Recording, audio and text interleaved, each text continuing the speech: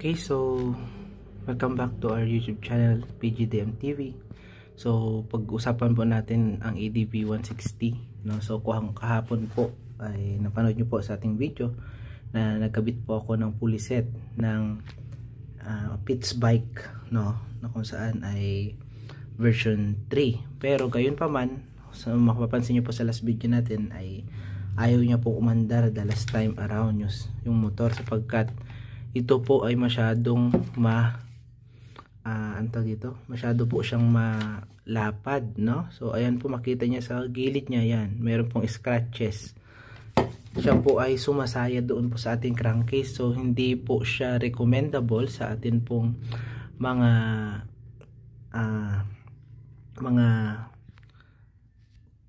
motorbike, no? So ang masasabi ko po, kung talagang gusto niyo ng Pitts bike brand, ay ang nakita ko pong pwede is yung pang ADV 150. So sa pagkakalam ko po, same lang naman siya.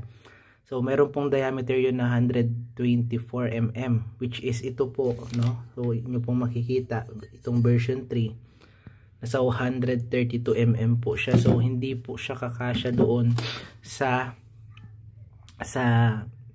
crankcase ng ating ADV 160.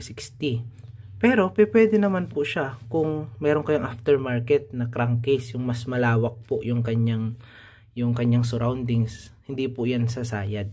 Pero sa mga stock po na CVT cover, no, ay hindi po recommendable itong bagay na ito. So meron po tayong Sun na drive face.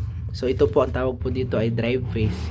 Yung Sun po nating drive face ay yun po yung atin pong kinabit doon sa atin pong motor, which is yung pulley face, yung mismo pong pulley ay yung partner po nitong Pitts bike ang atin pong ginamit, which is good naman po. So naglagay po tayo ng 17 by 7, tatlong 17 grams at tatlong 19.7.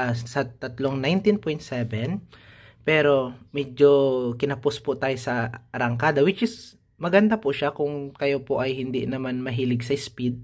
Okay po ang 17 by 19.7 kung pang touring lang po, no, yung talagang takbong pogi, sabi nga nila. So tipid po sa gasolina pag 17 by 19.7. So mamaya po ay magpapalit po ako ulit ng flyball natin, which is 16 by 19.7. Tapos magdadagdag po tayo ng coolant, no? At magpapalit po ako ng drive belt ng atin pong ADV 160. So yan po yung atin pong update sa mga nagtatanong po at sumusubaybay dito po sa aking paggawa. Ayan pa lang po ang masasabi ko. So ang motor po natin ay naka racing pulley, racing drive face, racing center spring, okay? Tapos naka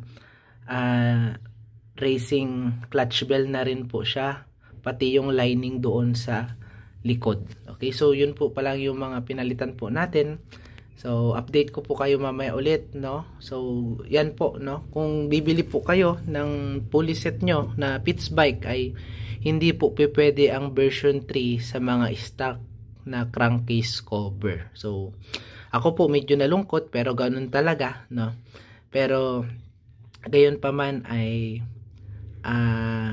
sumasayad po kasi talaga siya. So ayun ko po, baka sakaling pwede ito ipa-machine shop, no? Ito pong area na to, ayan, sumasayad po ito. So baka pwede pabawasan sa machine shop, no? Sa mga mayroong pong pang torno, pabawasan siya para sa ganun ay magkasya po doon sa ating crankcase cover. So maraming salamat po sa inyo pong pag-support dito po sa PGDM TV. God bless, at wait for our next video.